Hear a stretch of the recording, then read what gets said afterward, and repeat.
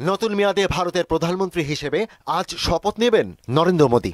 ভারতীয় সময় রোববার সন্ধ্যা 7:15টায় রাষ্ট্রপতি ভবনে শপথ অনুষ্ঠিত হবে। একই অনুষ্ঠানে কেন্দ্রীয় মন্ত্রিপরিষদের সদস্যরাও শপথ নেবেন।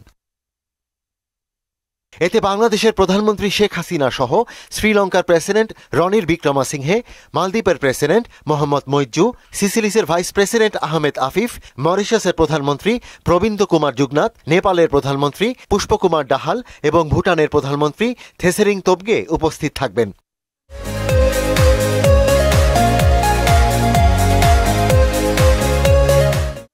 শপথ অনুষ্ঠান ছাড়াও ভারতের প্রেসিডেন্ট দ্রৌপদী মুর্মুর আয়োজিত রাষ্ট্রীয় ভোজে অংশ নেবেন তারা। শপথ গ্রহণ উপলক্ষে দিল্লিতে নিরাপত্তা ব্যবস্থা জোরদার করা হয়েছে। নরেন্দ্র মোদীর শপথ অনুষ্ঠানকে সামনে রেখে আবারও বৈঠকে বসার কথা রয়েছে বিজেপি নেতৃত্বাধীন এনডিও জোটের। বৈঠকের আলোচ্য বিষয় হবে মন্ত্রণালয় ভাগাভাগি।